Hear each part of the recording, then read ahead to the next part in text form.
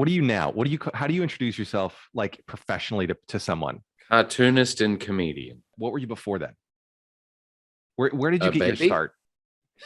Okay, good. Now we've established the early limit. Let's fast forward. Let's scrub forward a little bit. You were always a cartoonist, weren't you? Were you ever not a cartoonist? Yeah, I worked as a printer and a designer, and I sold hot dogs out the front of a hardware store, and I delivered newspapers on my bike, and I had all kinds of shitty jobs. Yeah, What was your favorite shitty job? that's the dumbest question because who has a favorite shitty job? I Actually, do. I do have. And oh, is this on the record? Are we on the We're record right now? we're on now. We're recording. Okay. We've gone so long that I might have to cut since I have the cheap version of Zoom. We're gonna have to cut at 40 minutes and then restart. But yeah, it's great. Oh, that's fine. Um, you asked me what my favorite shitty job was. Yeah. That's a common question because a shitty job by definition is a job you enjoy. So it's the one you disenjoyed the least. It's a double negative. What was the least shitty job? Okay, of the jobs that were shitty, Hmm? which one was the best? Wow. Okay, I'll tell you why this one was the best. So I had lots of different jobs. I sold hot dogs for like 10 hours a day in the sun out the front of a hardware store. I would go home smelling of onions. It wasn't a fun one. And I had, I was a large format scanner and printer guy. I used to scan and do billboards and stitch those together. And I used to deliver newspapers on my bike, way older than I should have. That's a 12-year-old's job. I was doing it as a teenager. The Like one that 13? Way I too was old. doing it right up until I was like 16, which is way too old to have a paper route. The one that I guess I kind of had the most and least fun was I worked for a company called Pizza Haven, which was a direct ripoff of Pizza Hut. Hmm. And it was their main competitor in Perth, where I grew up. And it was in highway, right? And they made me dress up in a koala suit and hold a sign on the side of the highway saying 5 pizzas. And I used to work there the busiest times, like the Friday night, the times when most people were ordering pizzas during sports games, things like that, Sunday. And I would be out there waving this sign, rain, hail, or shine. And my sister figured out the times that I was working, and she had just got she's older than me. So she would drive past and throw things at me while out her window while I was waving the sign. She threw a lemon at me once. That was fun. It hit me. But here's the thing: the person who had the job right before me, they vomited in the koala head piece, What? right? I guess they just got nauseous or dizzy or whatever, or they were hungover. I don't know. It's not a great job. I don't think it attracts the best and brightest.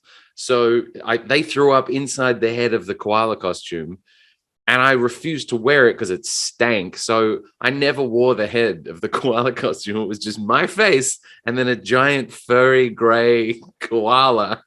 So no one knew I was meant to be a koala. I was just like a gray pizzas. I was just I don't know, like a Sasquatch. It is, yeah. I'm not familiar enough with koalas to know the answer to this, but I feel like from the neck down, Yeah, it's hard to tell that it would be that you would a koala. it just looks like any other furry creature that I could have been a possum, I could have been a yowie, a yeti. These yowie is like an Australian yeti, because every continent needs their own version of a yeti. Yeah, so I had that in as one of my first jobs, and so everyone would be out having a party, and my mum was like, "Well, you got to go to work first to earn money to save up to buy a car and petrol for that car." And so I had to work like 2 jobs at the same time. I had the pizza route, and then I'd go from the pizza route straight to the pizza shop. What did I call the Wait, you had pizza a route? The pizza paper route route. too? You Paper had a route. paper route. Okay. Yeah, I never combined the two. but I should have. Would have made more money. You could have just rode around in the koala costume. Yeah. And then just dropped off food at someone's door and ran off and made them angry. Your rant, by the way, I have never nodded so much to a podcast as you ranting about people leaving stuff, not even ringing the doorbell and running away, just and running. No text, no announcement, no notification saying, hey, your has been delivered. None of that. Just leaving it there, and then it goes cold for an hour and a half. Yeah. And then you open the door to take the dog out and you're like, oh, there's food here. Oh, it did arrive. Great.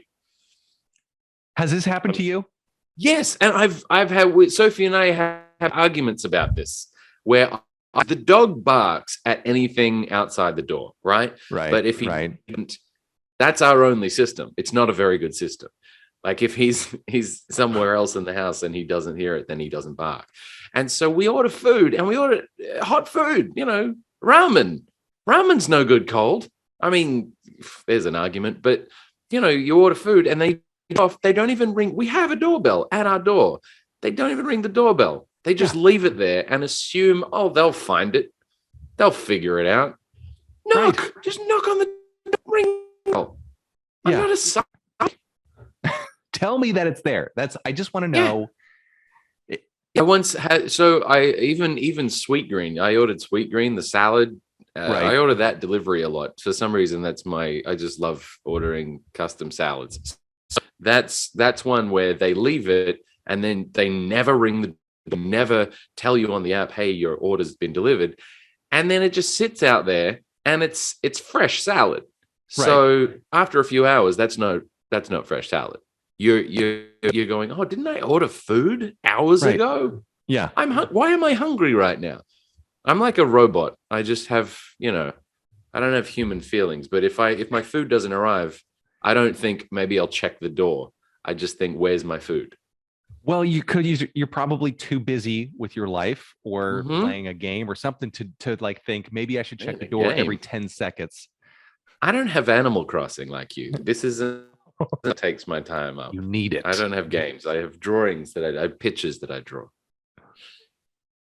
Oh my God. Yeah, it's terrible. And then it just sits there. And now I'm angry all over again. Yeah, sorry to take a pivot from pizza shops to leaving food out the front. But when I heard you talking about that, I was like, yeah, that's a real thing. That's a real struggle that we have to live through in these very difficult times.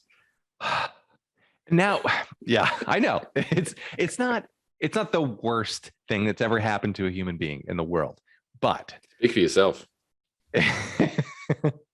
Limp sweet green. Are you kidding? That's the worst. Yeah, they just leave it and expect us to. I mean, what am I supposed to do? Sit at my door and just wait, or leave the door open and just stand there the entire like I ordered? And maybe that's what they want us to do. Maybe it's some power play. Oh yeah, maybe. But yeah, I was all but ready to put a sticky note on the door saying, please ring the bell if you're leaving food. I've thought about doing the same thing, but I didn't want to I didn't know if that was going to be too obvious. I want it's a little passive aggressive. It is, but it's although is it passive aggressive if you're directly saying, if you're leaving food, ring the doorbell and you sign it? Here's my thought. I have a wreath on my door now.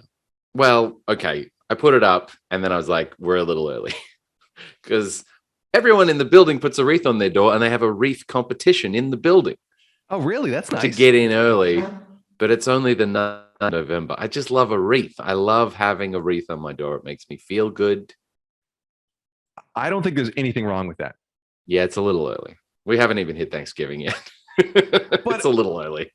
But maybe it's an anticipatory wreath. I mean, it's like you're not going out full tilt with lights in a tree yet. You're just, it's just a little, it's like a teaser. It's a little foreshadowing, maybe a little trailer. It's a Christmas trailer. Yeah, but then I have to get a bigger wreath if it's a teaser for another wreath. No, I mean, it's not a teaser for a bigger, it's not a wreath trailer. It's wreath coming this summer. It's not what that is. No, well, right, but then you open the door and then then later on it's a winter wonderland. Or we named it last year. We gave her a name. What's the wreath's name? We called her Aretha Franklin. Do you regret asking? I immediately regret asking. We're cutting. Yep. This is, and that's all we've got time for today, folks. Fair. That is fair. Yeah. Right. So, shitty job was wearing a koala costume on the side of the road, waving a sign for $5.95 pizzas, whilst not ahead of the koala costume. How long did you have to stand out there waving the sign around? Up to 2 hours, depending on the weather. If it was raining, 1 hour. If it was slow, business was slow, 2 hours. I'm assuming that there was no rain slicker on this koala. I'm guessing the water just came right in. It's saturated. It made it heavy. It smelled like wet dog. It made whatever remnants of the vomit from the previous owner. Yeah, it was pretty bad. Why didn't they clean it? Because the hazing got at Pizza Haven. It wasn't much of a haven for pizzas, by the way. Sound like Pizza Hell. It was Pizza Hell. If I would have much preferred to work at Pizza Hut, even though margins were much worse there in Australia. But the thing about Pizza Haven is it was a hazing. If you got past the koala stage, then you got to fold boxes. Folding boxes was the next level. Then it was greasing pans. You had about 500 pans, and you had to grease them and also clean them. So, you had to clean pans and then grease pans. And then next level up was prep. Like veggies, cutting veggies and ingredients. Prep. And then after that, it was taking the pizzas out of the oven, cutting them, putting them in a box. That was woo. And the only thing higher than that was taking orders and making pizzas. And I never got to that level. What was the highest level that you achieved? Well, I mean, the high was taking them out of the oven, putting them in the box. And I never wanted to achieve higher than that because it's too much responsibility. I actively didn't achieve the high level because I wanted to eschew my true, because let's be honest, who wants to get to the peak of Everest? Have something to look forward to. Have something else to aspire to. Leave it. So you intentionally sandbagged on your ability so that you, for the sake of having something to look forward to. Do you not do that? Why would you? I do that in my life. That's my, that's the only reason I haven't achieved more is I want to leave a little to the imagination. I want to leave something to aspire to.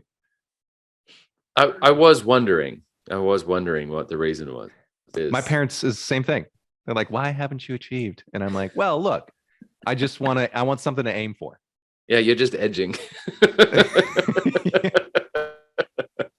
Sorry. The podcast took a turn. It was going so well. Oh no. It's success edging. That's it. That sounds like a course you have to take, and there's a keynote speaker, and there's a break for coffee. Welcome to Success Edging 2021. Today we're talking to Underachievers Anonymous. I would definitely sign up. That sounds awesome. I would too.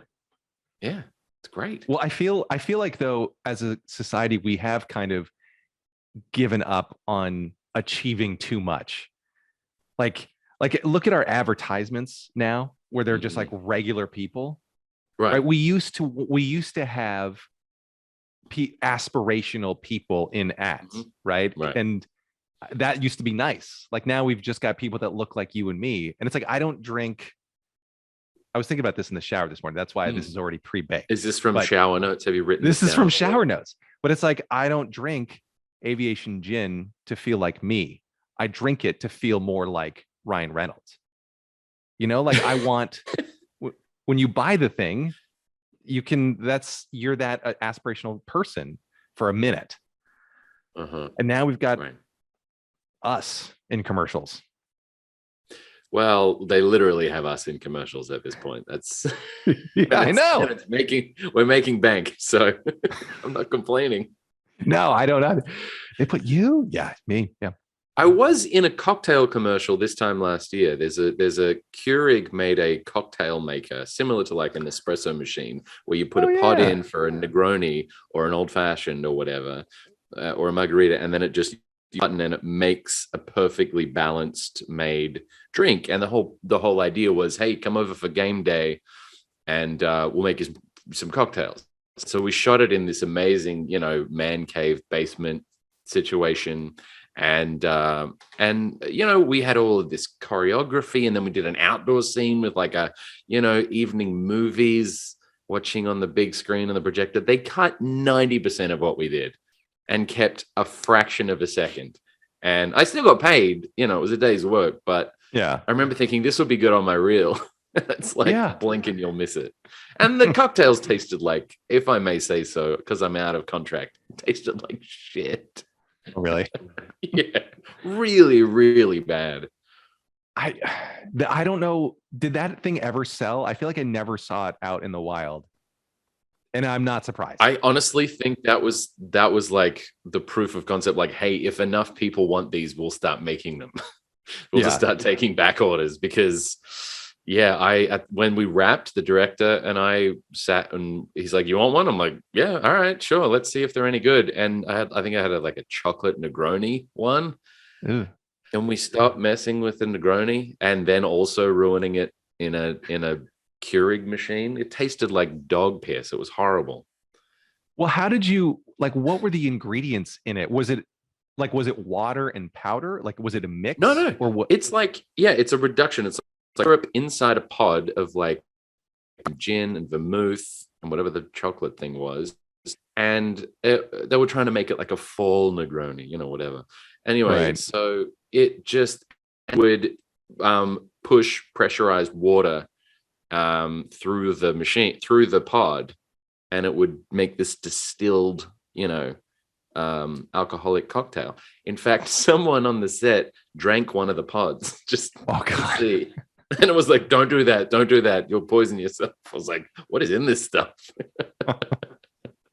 No bueno.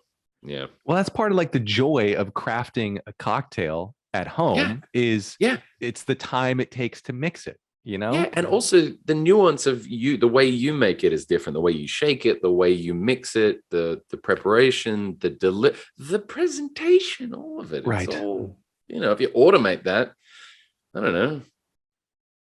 Can we quit putting? Yeah, let's stop putting things in pots. Hey, there's a good idea. Let's stop putting things in pods.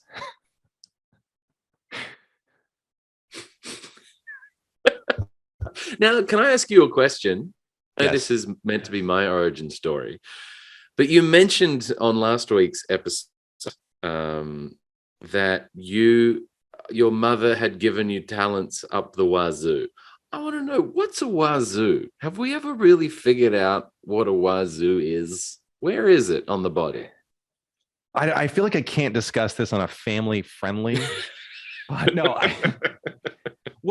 You go to the doctor and say, I've got a problem with my wazoo. Can you check, what happens? Can you take a peek up there? Because we've already established that it's directional. We've got talents up the wazoo. It's like, can you just? It's up. It's not. Yeah, I've never had a wazoo checked. I actually, I talk about wazoos a lot. I don't know what a wazoo is. It's right. Well, this is a PSA, guys. Listen, don't be too proud to go to the doctor and get your wazoo checked. Well, wazoo cancer is the #1 killer of men over 40. That's right. I feel like this is something you could call into like Dr. Ruth about. Like, hi, long-time listener, first-time caller. Can you tell me how to pleasure the wazoo? Wazoo. Hang on. Well, I don't know. I took a turn. What is this? I don't. I asked you where the wazoo was, and you're in a very cryptic way. I feel like, yeah. Well, wazoo itself is kind of cryptic because it could, who knows really what it means. But why do we keep saying it? I think is maybe another question. We don't know anything about it. Science hasn't discovered it yet, but we all talk about it. We do. And even you called it the wazoo, which was interesting. Which I thought, is that the Pacific Northwest pronunciation of wazoo? Yeah. Yeah, we just call it the wazoo. It's actually spelled Wizzo. Yeah. You can buy tickets to the Wazoo. It's Just great. the Lots of monkeys. animals. Yeah, you got lots of monkeys in the Wazoo. Lots of animals up in the wazoo. I also was. I'm constantly disappointed by your podcast in many ways, including your constant spruiking of Outback fucking Steakhouse. Can you stop, people? It's the best export from Australia, the best import to America, and stop calling them kookaburra wings. It's kookaburra, as in cook. It's The word Oh, it's kookaburra wings. kookaburra. Kookaburra. What is that? What does it mean? I mean, it's a bird that laughs. You heard me do a kookaburra laugh on Friday at the consulate, which was very embarrassing. Can you do a kookaburra laugh now? No, no, but I'm glad they didn't keep that in the edit for the news piece. They were gonna just cut to me doing that noise, and that would be the news story. Pretty much. That was fun, by the way. Seeing you read Ginger Meggs to kids, even if they were, paid actors, was great. It was. I feel like wish then they wouldn't have cried in the middle of the movie. Oh God. Yeah. That's gonna go great on my reel. Yeah. I did wonder what you thought. Anthony, of course, is talking about the Friday event that we did. Yeah, thanks for setting up your own explanation. Yeah, thank you for setting up your own event. So for listeners out there and viewers in here, or there, I don't know where they are. There you are. It's up the wazoo. Get out of my wazoo. Last Friday was the 100th anniversary, was a celebration of the 100th anniversary of the Ginger Meggs cartoon. Now, if you've never heard of it, you are like most people on Earth. But Ginger Meggs, this is the way I've been describing it, and Jason, tell me if this is wrong. Ginger Meggs is Australia's, well, it's not their response or even their version. It's their own thing. But to people who don't know about it, Ginger Meggs is kind of like your Charlie Brown or like a Dennis, but kind of like more like a Dennis the Menace. Was Dennis the Menace a cartoon? Yeah, it was. It was a comic strip, okay. and it started about 60 years after Ginger Meggs. It's a British and an American version of Dennis the Menace. That's the closest prototype, the closest comp I can give for Ginger Meggs. Yeah. Oh, okay. That makes a lot of sense. I think Lauren tried to tell me that it was Dennis the Menace, and I didn't think that was a comic strip for some reason. Yeah. I'm like, started as a comic strip. Hank Ketchum. What? The creator, Hank Ketchum. Oh, that's right. Yeah. I say, oh, that's right. Like I knew that at one point, and I did not. But so to set the stage for this, last Friday, we celebrated at the Australian consulate here in New York, and there was people there. There were kids there. There was refreshments. You were interviewed / roasted by your friend Ronnie Chang, which that was hilarious, by the way. Yeah. That was fun. Thanks for, I enjoyed being there. Thanks for inviting me. Well, yeah, I'm glad it wouldn't have been right without you guys there. It was a real pivotal moment. I've been waiting for the anniversary for 14 years. So I was glad that I got to actually celebrate it in New York, where I live, instead of having to travel 10 million miles to Australia to do it. But it was a weird, I guess it was a strange thing. We had kids there, and we had, the fireside chat interview with Ronnie Chang from The Daily Show, who we came up together doing comedy in Australia about 10 years ago. So we have an existing friendship that, and like you and I, there are a lot of conversations we have repeatedly, or topics that we touch on repeatedly. And one of those is that we have to kind of come to America to make a living as an artist, because there's just not enough in Australia for artists. So we're treated like, third-class citizens, and there's not enough like grants or programs. Actually, that's a fun topic. Why isn't there? Is it just a function? So you said there's not enough opportunities for artists in Australia. Is that just a function of a smaller population and comparing it? Or do you think there's actually something to, even though, like even given within the confines of Australia, there's just not enough? There's just not enough, especially for visual artists, especially. Geez, I mean, if you wanted to be a cartoonist in Australia, you'd have to create the next big thing. Like, even the people who do create the next big thing in Australia, I would say the biggest cartoon out of Australia is Bluey. which is an animated TV show that's now been picked up by Netflix. Oh wow. That had to come to America to really make it big. It was done out of Brisbane in Queensland, which is in the northeast of Australia. It's like the Florida of Australia. Anyway, that all of that sort of stuff. I mean, it's very difficult to make a living as a cartoonist. I can count on the amount of comic strip cartoonists who are syndicated and published in Australia and still have fingers left over to make the peace sign. So it's a really difficult in. But even as a comedian, as an actor, as a musician, God, I mean, it's as soon as the lockdown happened in Australia, they had it on like a 1-year delay, as often happens. And the first thing people did was they sat down into music and they read comics and books and watched TV shows and movies. They absorbed the arts, but they had a sense of, oh, wow, we should really probably support this more. We should probably encourage people to do this as a thing, because there's this stigma that the arts isn't a real job. It's like a hobby, or it's like a, real job, like an office job or a mining job or a building job, drive a truck or something. Like arts are seen, still the arts are seen as, gossamer. It's just weird, like, oh, what is this? It's just like an ephemeral thing that you do and it doesn't matter.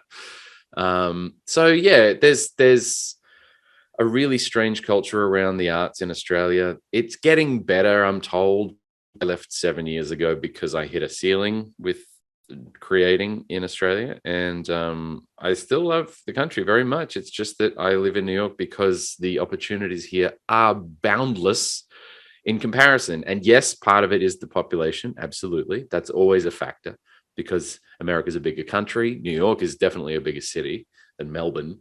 But also with the internet, it shouldn't matter. Like, it shouldn't matter that you're in Melbourne or New York, because you can reach technically the same audience on the internet. Yet there's still inability to really make an actual decent fist of it as a cartoonist in Australia. So Ronnie and I talk about that a lot, because he's a comedian, I'm a comedian. We were both within a system in Australia that was run by, I don't know, a certain mindset, I guess, of people, certain generation, about what entertainment is, what comedy can be, how it's meant to look and feel and distributed and all that sort of stuff, especially on television. So inarguably he's done pretty well. He's on the Daily Show as a correspondent now. He's in Marvel films, and he's doing pretty well. He's got his TV Apple Plus now. It's crazy. So I think we were talking about on stage. We didn't want to make it a total downer, although he did say when I finished, boy, that was a real downer. Yeah. That's definitely something that I'm pretty passionate about, because I used to be the president of the Australian Cartoonist Association, and I always pushed for more opportunities for young artists so they actually could see them to become creators, and they would often stop pursuing it and just become a graphic designer or something, because they were like, I can't see any jobs for me, so I'm just going to do video graphics or learn InDesign and become a graphic designer. So that's what happens to most potential cartoonists in Australia now. It's sad. Well, what's the answer? Like, in the, if most people say, like, well, nobody asked me, if I were in charge, I would do it. What could they do? The answer would be to have like an SVA, like a School of Visual Arts style program, or New School of Art and Design program, specifically curricula that cover the graphic arts. So that includes sequential art, like graphic novels, graphic memoir, single panel cartoons, animation, character design, game design. Like, there's such a big industry, like especially in Canada, but in the US as well, is designing characters for games. Like, it's a huge market, and for animation and for all this stuff, but it just gets done over here because I guess there's just less opportunity there. And certainly the geography doesn't help. 12 hours difference is, that can really hamstring your ability to collaborate with studios and production companies and things like that. But, also, yes, in Australia, if they really embraced the arts and Australia as a place where people go to be knowledge workers and to be artists, like they could really do well, because instead their economy is based around finite economies like mining mineral that will run out, by the way. Instead of investing in things like attracting people who know how to code, or people who know how to create great art, or figure out how to do NFTs friendly. What a great legacy that would be, that Australia or New Zealand or someone figured that out. Hey, Jason, hold on 1 second. Hold on. Sorry, I got someone at the door. Hey, sorry, hold on. Did someone leave food at your door and not knock? I had a delivery come by, and I thought I could just wait it out, and then they would just open the door and drop it in. But then, of course, I had the latch for some friggin' reason. I don't know. Anyway. Wait, you have the Latch app on your door? No. I have the physical latch, the security latch thing. Oh, okay. That's quaint. It is. Well, and it's I had it set because it's right by my closet door. And if anytime I get into that closet, I have to close the latch to open it. It's like this standard, New York origami Tetris game you play whenever you want to open a closet door or something in your home or a cabinet. You need to close something else. So yeah, that's the issue. That's the issue. I have an app on my phone now. This is a very new concept that I'm not 100% on board with, but it's an app called Latch, and it basically, you push a button to open the door in your building. So like the front door, the fitness center, the package room, your door, and it's all just controlled digitally. Oh, that's fine until you have an armful of groceries or packages, and you have to then take out your phone and press the button to open your door. Like it doesn't even do voice commands like, hey, open Latch, open my door or something. Right. That would be cool, but it doesn't. So now I'm like, I'm going to punch in the thing and open the app, and I'm like trying to balance things to just letting the door be unlocked because I just went out to the refuse room to drop some trash. These are very first world problems. Anyway, I feel like I'm living on a spaceship. Yeah, but they are problems. That's the thing. Like, did I yak about this in the podcast too last time? It's about hedonic adaptation. Well, kind of, but the phrase saying first world problems is I like it and I hate it, but I like it in the sense that like it forces you to keep in perspective. It's not really that bad. There are way worse situations that are out there. But then it also, on the downside, it totally minimizes any sort of issue you face. There are real issues that you face, and you don't always need to compare them to a third world problem. Yeah. Right. Anyway, that's just. Well, it's different. A problem for us is very different than a problem for someone who can't even get food. Right. I wonder if they say third world problems. Anyway, yeah. So we celebrated the 100th anniversary of Ginger Meggs, which is a long running newspaper comic strip that's syndicated in many countries. And how many? Yeah, but been doing that for about 14 years. How many countries is it syndicated in? 30 odd. 30 odd countries. That's pretty incredible. Not regular countries, odd countries. It's in 30 odd countries. Not even ones either. No, they're only odd. They don't syndicate newspaper comic strips in even countries. I can't even. Do you know what? This is interesting because I from where the comic strip appears and who paid for what each month, and where like it runs in America, but not like big places. Like it's just different local areas in a lot of them in California actually. But the countries are like Fiji, Barbados, the Dominican Republic, Bolivia, Guatemala, Honduras, Mexico, India, Venezuela, UAE, Singapore, Canada, Sweden, the Netherlands, Panama, Papua New Guinea, Trinidad and Tobago, Jamaica, Thailand. Big in Thailand, very big in Thailand. Is it interesting? But they translate the cartoon into different languages before they run it in the paper. So I never get to see what they translate it as. Yeah. And would you even know? He'd be like, no, that's not what I meant. I wouldn't know. Yeah. Yeah. No, they just make it up. They just go, that's probably what he meant. In China, it's like he's just very pro Qi. He's pro Communist Party. It's like Ginger Meggs is actually it's communist propaganda in China. They just run. How great is the dear leader? No, that's North Korea. Anyway. Well, not. I don't think it's too far off now. Didn't he like recently commemorate himself to basically be? He's like, well, there's Mao and then there's me. Oh, Mao. Ginger Meggs. Ginger Mao. What? Ginger Mao. Well, he does have red hair. He does. Put him in like a little Red brown flag. cap, and then he's like a smelter in every home. Okay. By the way, can I weigh in on menu analysis? Because I remember writing a bit about this years ago when we first moved to America, because my wife, Sophie,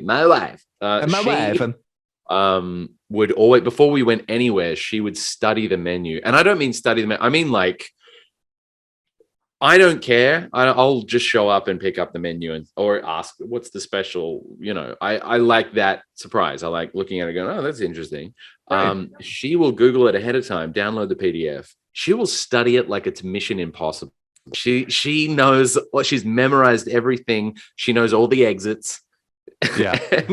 And she even has alternatives ready. So if they're like, we're out of the potatoes gratin, she's like, get the oysters. No, wait, I've got this. Like, she already has something ready. She's like, no, get the cream spinach. Like, she's worked out levels and layers of alternatives based on this menu that she's memorized. And I don't care. Yeah, I think that's something you and I both share in common is I'd rather be surprised. When I go there, I'm like, well, let's see what they have.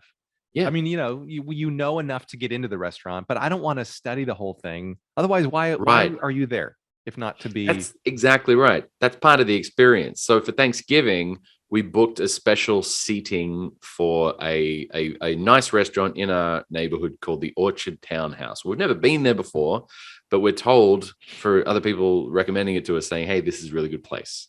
And Sophie, of course, has memorized the menu for that day. And I have no idea what I'm going to have. She knows already days ahead what she's going to have. But I'm excited to sit down and go, I wonder what's on the menu today and how this day is going. What do I even feel like right now? Maybe I don't want pumpkin.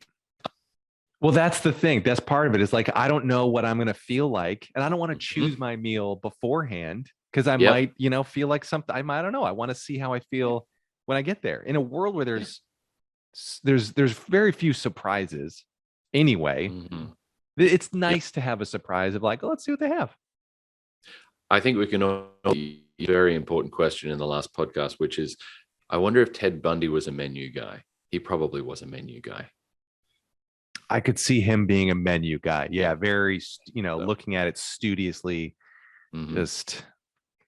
I think serial killers are menu people. They're menu memorizers. Yep.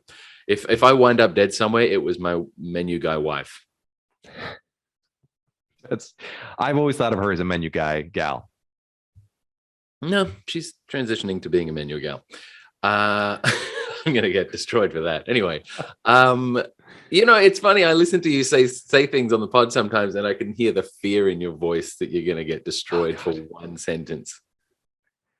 Well, I really do. I think about that stuff so much, and I hate it because I feel like none of it comes from a place of.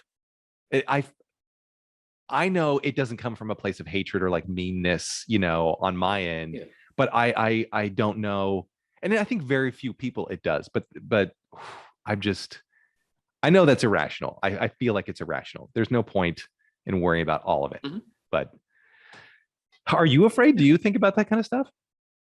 Of course. Yeah. It's because it's irrational on both ends. So like, it's not exactly something that, if I make a joke about something and the only person who is at the butt of the joke is me, which is my whole act is just making fun of myself. And someone reflects it and goes, we'll joke about that because there are some people who can't this or that. It's like, Well, yeah, but that's not who I was talking about. That's not who the joke was about. The joke was about me. That's why I do jokes about me, so that other people, I'm making fun of them. I'm doing convex comedy, concave comedy, not Right. convex comedy, where I'm like, hey, you are the worst. I'm like, nah, I'm the worst. I'm a piece of crap. People find ways to be offended by me making fun of myself. It's incredible. That does surprise me. One of the many, many reasons I don't have any social media accounts. Well, it's almost kind of selfish almost to take, your act, which is making fun of you, and say, that's about me. Yes. No kidding. Yep. It's very arrogant to assume that I'm talking about you when I'm very clearly talking about me. Is that the issue of cancel culture? Is it just a bunch of narcissists? Yes. Why do you think? Yes, that's the whole point. It's very much about the nice feeling people get when they say things that make them feel good. Yes. They're not changing anything. Nothing's changing. I wish the good that comes from the things being done was a very real good that was happening and changing. And admittedly, there are some things changing, but it's not from people calling out people on social media. It's coming from actual people asking for legislations to be changed and things. Right. It's a very different process than just screaming at people. Well, I've asked for legislation for no more concave comedy from Australian comics. And where's my day? Where's my march? Where's my monument? Hey, let me do this. And then what are you turning me off now? You just like, that's enough of no, because I'm using this camera that has a 29.5-minute limitation on recording. Oh, it does the thing. Yeah, right. And I already missed it. So now there's like a 2-minute gap or 3-minute gap from earlier where I didn't reset it. No one needs to see that. That's fine. It was the worst 2 minutes anyway of my face. Yeah. Anyway, are you ever worried about stuff you put in the comic strip, or is Ginger Meggs so is he so nice? Like, do you worry about stuff he says, or some of the I think about it all the time, and especially when you have 100 years worth of strips in the wind that people can go back through and pour through to find that they might find offensive. It's weird because it's between making something nice and inoffensive and making something completely anodyne and stupid and pointless, right? Where it doesn't even do anything anymore. It doesn't even say or do anything. Even last month, I did a joke that was Ginger and Benny were pranking a friend of theirs with a voucher, with a coupon. And they read into it that it was toxic masculinity or something. And I'm like, he's 11. I mean, right. And not again. Anyway, I always take, like, genuinely, I always take any complaints, any comments or anything from the strip. I read them and I go, oh, I wonder if I really did Mr. Mark here. I wonder if any of my biases are just intrinsic biases are playing into my writing of the strip. And I think, no, it's a kid's comic strip. And this is the intention, and intention should matter, but also, does it do harm? Does it do real harm?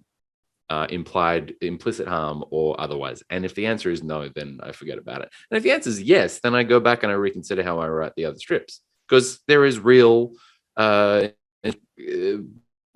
writing things into a story that are pejorative to anyone who there are very real concerns. So I think about that all the time. Yeah. Well, you brought up an interesting phrase. Does it do real harm? And I know we're both fans of Jonathan Haidt, and that's one of the central questions or topics of his last book, Coddling of the American Mind, right? Where it's these people feel like it is physically doing harm when they read something mean online. But I take that very, very seriously. Like, Greg Lukianoff and Jonathan Haidt did a lot of research onto this, and there is a very real thing where people feel actual pain and harm from words in the way that other people might feel harm from actual violence. So that's a very real thing, and it's unfortunate and it's crazy and it's sad, but you can't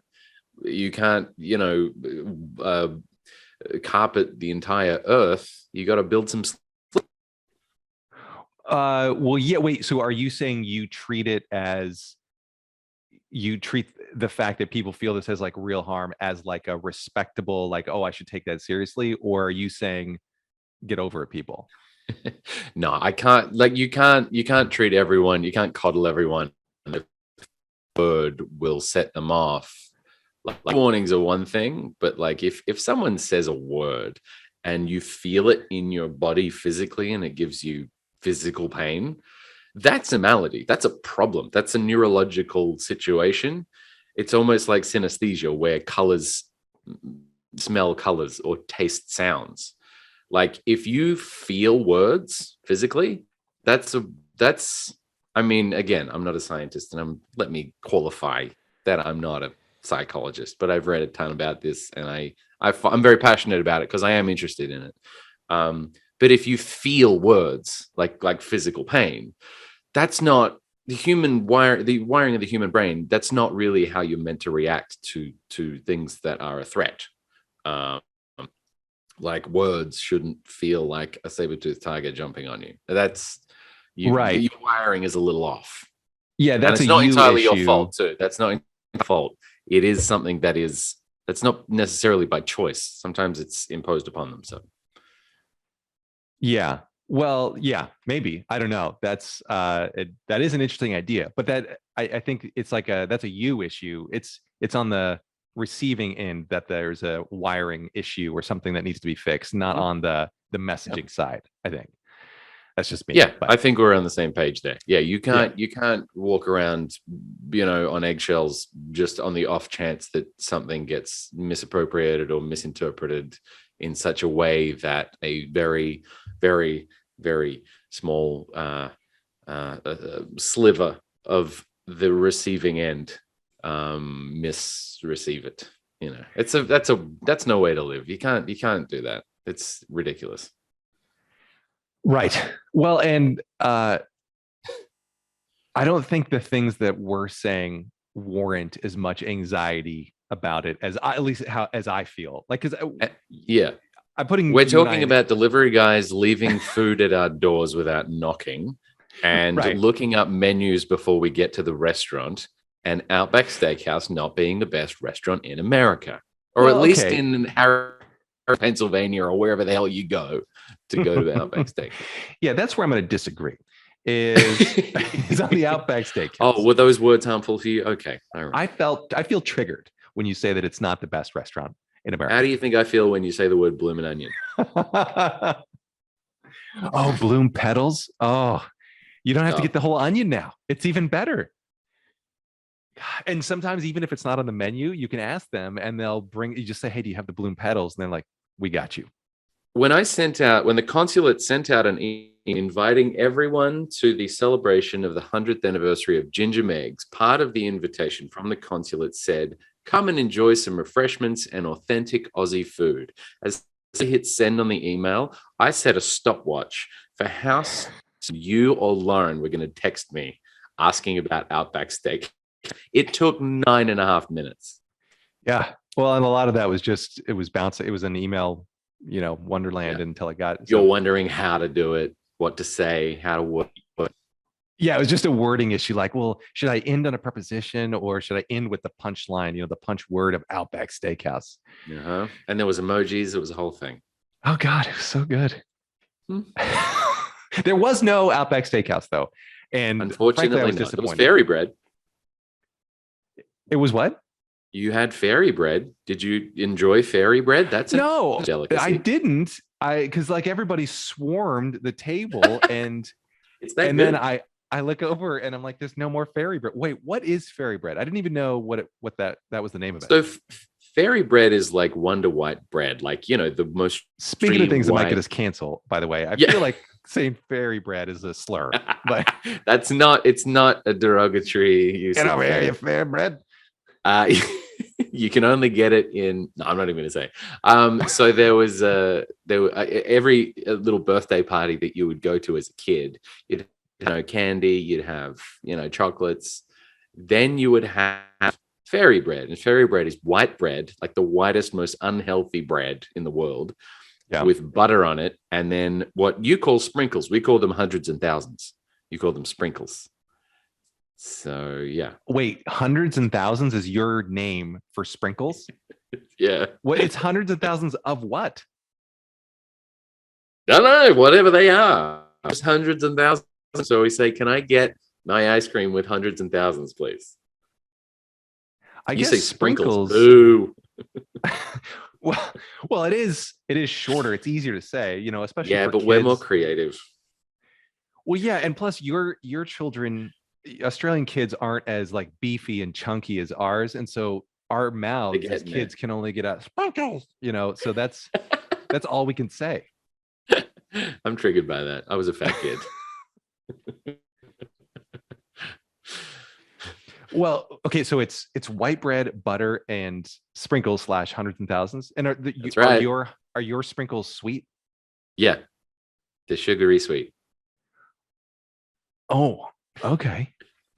Yeah, I just had to move in your chair because of how interesting this is. Now you're like, I did. I moved. I know. I'm like, well, I'm a little bit intrigued because normally I would have butter, super white bread with really good butter and salt, and that's breakfast. But with sprinkles, I go okay, or excuse me, hundreds and thousands. I might try that. I'm sad I didn't. Yeah, well, put it on cake the other day, and that was not right. That was weird. You put butter on cake? Yeah, they put butter on cake and then put hundreds of thousands on the cake instead of bread, and I was like, whoa, that's next level. It's very sweet. Oh, so that wasn't an Australian traditional thing? No bueno. Oh, wait. So yeah, butter is opposed. So it's basically butter as opposed to frosting, because we would do cake with frosting and sprinkles, and that's right. Way too sweet. Butter, I could. How much butter did they put on? Quite a lot. It's a lot. They just like on. It's great. I could actually. I may have to try that. I could get behind this. And then you got to put the sprinkles on like it's salt, like it's rock salt on an avocado. Yeah, it's like your sprinkle bay, just like sprinkling it. I love it. What other? I didn't have any of the snacks and the refreshments that were on the table. What else did they have there? That was it. I thought they were going to have all kinds of things. That was it. Oh, okay. Well, they had blooming onions. Yeah, there was some Pellegrino, which is very Australian. Have a lot of Italian immigrants. I do forget that. Are they centered in like one area, or is it all over the place? Yeah, there's a few. Carlton is one very popular Italian area. Yeah. Where is Carlton on the continent? In Melbourne. Oh, it's okay. Area. There's an Italian area. There's a Polish area. There's a lot. I like it. Segregation. Yeah. Multiculturalism. Come on. Excuse me. Yeah, sorry. No, different word. That's cool. All right. When can you share the news about Ginger Meggs, by the way? Sure. Yeah, officially I can. I say that we're working on an animated series of Ginger Meggs. That's gonna be awesome. Yeah, it's a lot of. I've been working on that for a long, long time. We're finally in the good point, the good stages. I'm excited. Yeah, should be fun. I'm worried about saying too much. I don't want to put my foot in it, so that's all I'm going to say. No, that's fine. Yeah, no, just stick your foot in it. Stick your foot in the wazoo. I think we have an episode title. Yeah, stuck your foot in the wazoo. I like it. What else? I don't have. I mean, I kind of wanted to get the origin story and the Ginger Meggs stuff, and we covered that. Yeah, we covered a lot. We covered Australia. We covered food. We covered the door and how to pronounce kookaburras. We covered a lot here today. I can't wait to go to an Outback Steakhouse and pronounce kookaburra the right way. Now, that's going to be pretty exciting. You know what's embarrassing? They won't even recognize that you did that because they're all American staff. No. Yeah, they won't know. I want to know if any Outback Steakhouses have any Australian staff. Almost certainly not. Even where you would think, if anywhere, you'd have more Aussies here. I went to an Outback Steakhouse on 23rd Street, and I went and it was the very first time I lost a bet. And I sat down at the bar and I said, "What's good? Like what?" And he goes, "Oh, the Kiwi teeny is pretty good." I'm like, really? Kiwi? New Zealand? You know that's a different country, right? That's like going to the United States Steakhouse and ordering a Canada teeny. It's a totally different country. You just know the marketing team that comes up with these drinks is like, let's call it the Kiwi Teeny. Some smartass is like, yeah, isn't that a different country? And the marketing team's like, no one's gonna know. You mean the trolling team? The whole team is just trolling us. That's the whole marketing campaign. I've read that every year I read to be the voice of Outback Steakhouse. My voice agent sends me out for it, and every year they book a New Zealander. Really? That's more.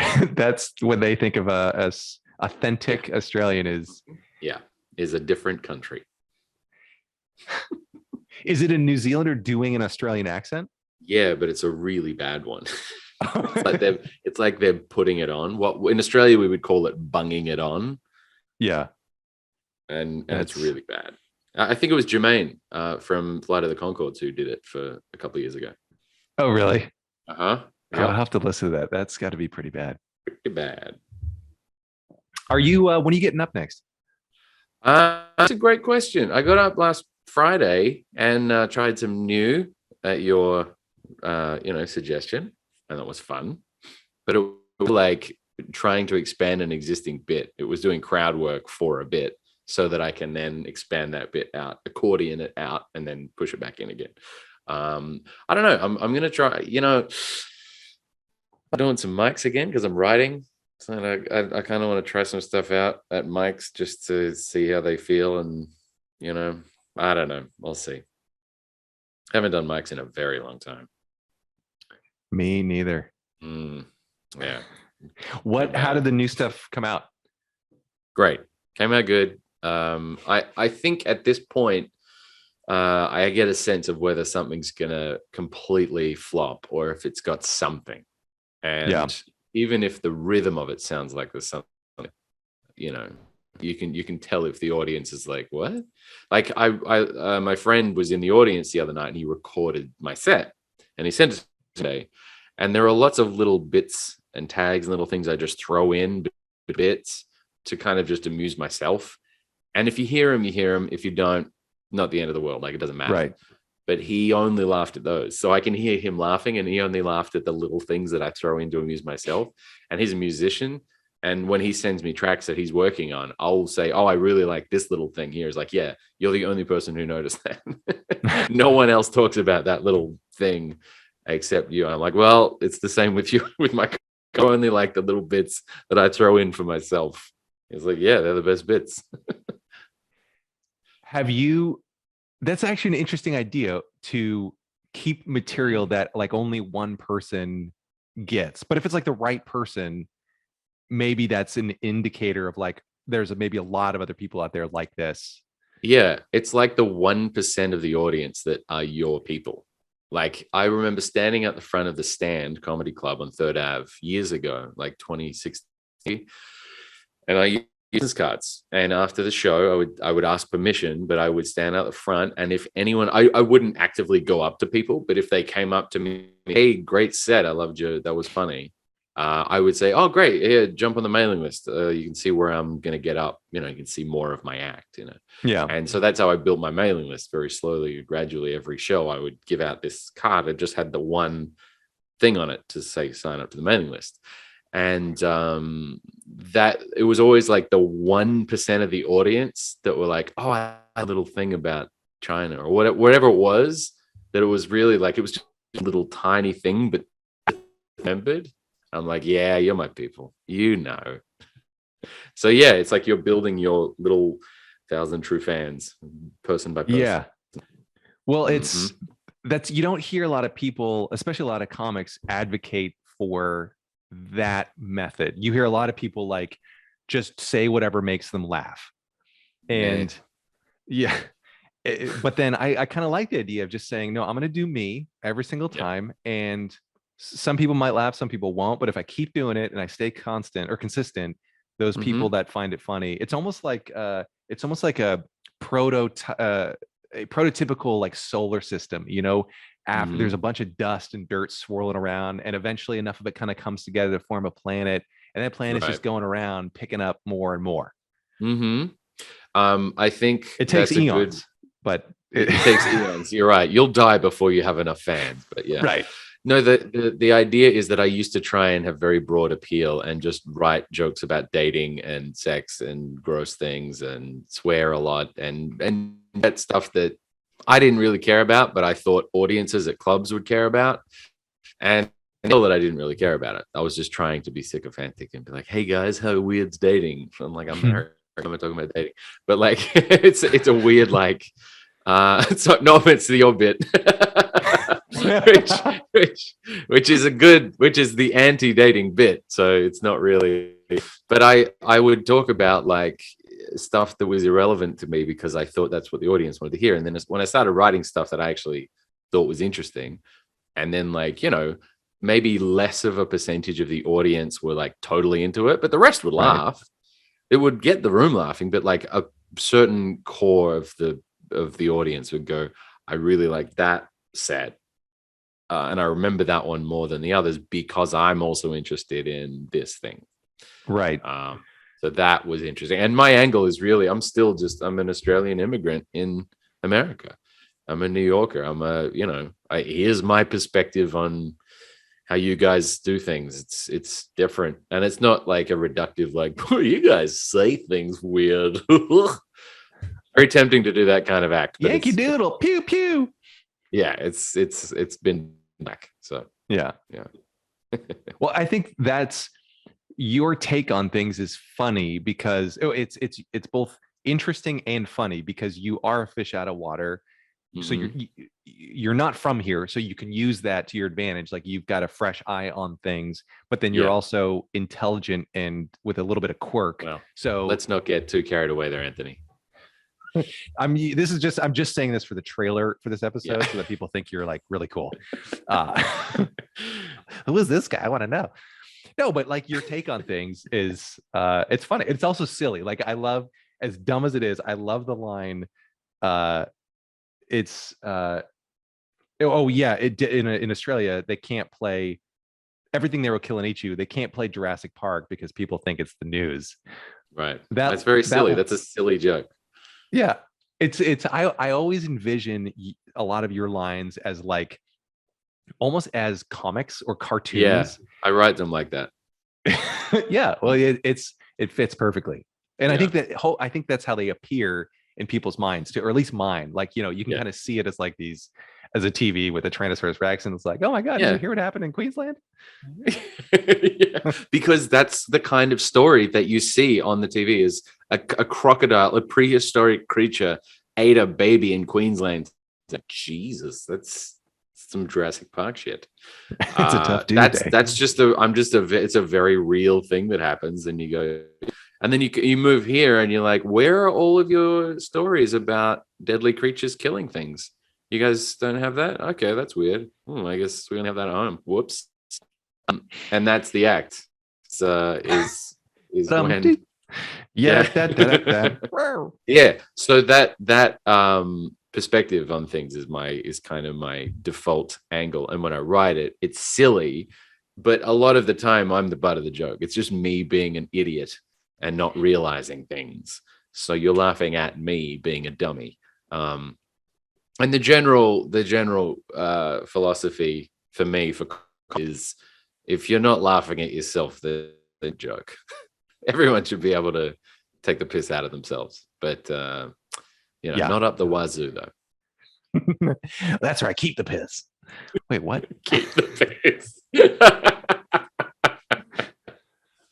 It's the opposite of taking the piss is keeping the piss. No, I mean, Yeah. if you get offended at someone being silly and funny and just making fun of themselves, then I think you have bigger problems. Yeah. That's yeah, I'm gonna have that's the wazoo, that put the foot in the wazoo. I think that's the title. There's no Either that or keep the piss. keep the piss. No, you keep the piss. You can keep it. I'm a piss keeper. Just I'm on a piss keeping mission. piss. Oh man. Anything else? I want to be respectful of your worthless time. You want to wrap? Sure, this has been fun. This has been nice. It's not an origin story. There's a lot more, but maybe we can discuss that on another episode when I again break my record of being the most guested person on your podcast. Well, yeah. Guest. Well, yeah, you were guested once, and then then there was another guest, and then you were like, I have to be the most guested. You pull me back on. Yeah. And I'm like, all right, fine. No, but I don't want to wanted get outguested. No, never. It's going to be, you're going to be the Alec Baldwin now of SNL. You got to make sure to be, yeah. By the way, I asked Alexa to play the latest episode of POAT. She didn't know what I was talking about. That punk. You got to work on that. Is it because of the periods? No, there's no periods. That's it. I said POAT and I said POAT, and she didn't understand either of them. I had to play it on Spotify through the Alexa. So, anyway. God. Plebe. I'm gonna have to figure that out. I'm gonna have to see what Alexa's deal is. Maybe she's not a fan. Maybe I said something to offend her. I think you may have triggered Alexa. Echo, are you offended? I'm always interested to hear how I can improve. Try saying, I have feedback. All right. Wait, is that Sam Harris's voice? A little bit, yeah. That sounded like Sam Harris. Yeah, he puts me to sleep. It's great. But was that an Echo voice? Yeah, you can just tell it what voice to use. And is that just a generic male that sounds like him? That sounded an awful. Oh, yeah. I think he may have sold his voice to Amazon the way that Alec Baldwin sold his to GE for the microwaves in 30 Rock. That was great. One of my all-time favorite episodes.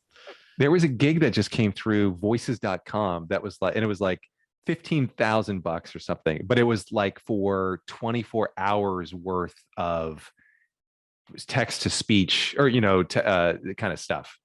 And so that's right. But yeah, they want a lot of that. I ain't doing it. No, I'm not doing it. Certainly not for Outback Steakhouse. You get paid in cook-a-bucks. We call them dollary dues. Dollary dues? That's a Simpsons reference when they went to Australia. Anyway. Oh, I didn't see that. I think I watched The Simpsons like a little bit when I was a kid, and then I just missed it. Like that was a whole cultural reference thing. Yeah. That I just never The first got. 10 seasons are very good. Oh, did it go off the rails after that? It's arguable. Yeah. All right. Cool, man. All right, well, I am busting for a wee, which is the definite timestamp that a podcast needs to wrap. I'm just gonna edit out everything after I'm busting for a wee. Nice. And you can go back to yelling at your autistic strangers at the gym who don't understand sarcasm. Who's stomping around your building being Larry David at the It really is. It's very funny. Oh God. It's sarcasm. Well, sarcasm by definition. Oh, we know. Yeah. By the way, I saw a voicemail come through on the podcast. And it was from Road Guy. I have to figure out how to actually insert those because it comes through the anchor thing. Can I make when you leave a voice note, and I encourage anyone listening to leave a voice note, you can just open the show notes of this episode and there's a link. You do, however, in order to get to Anthony, have to open an Anchor account, an Anchor FM account for the message to get through, which is a little much. I don't know if you can turn that off, but that's just heads up. Oh, well, I don't know. I think I just activated the voicemail feed. I may turn that off because I don't want people. I think it's a way of them getting new users. So yeah, no, that's not fun. I try to I always broadcast the podcast@gmail.com email address, but I don't know. Or what do you think's easiest for people? Hitting me up in the DMs, which is a phrase I'm still not comfortable saying. Emailing me. Yeah. What's easiest for people? Vibing. Definitely vibing. No, I think if you just use email is the most universal way. So just plug the email. All right. podcast@gmail.com. Everyone's got an email in their hands at all times. That's true. That's true. And Really okay. now. Then I'll take off the voicemail thing. But I'll have to listen to it. is it an actual voicemail or was it like a message? Like you Yeah. could type something? Oh, you said No, something? no, it's a voicemail. I who said it was me? Well, I'm excited. I'll have to listen to it for the next podcast because it was from Road Guy. Who's that? I don't know who that is. I don't know. Yeah, I was going to ask if you knew Road Guy. No, All right, man. This is fun. Thank you for joining me. I all appreciate right. it. I'm gonna leave the Zoom meeting. Is that all right? Yeah, do it. All right. Thanks for having me. Thanks for being on. Bye.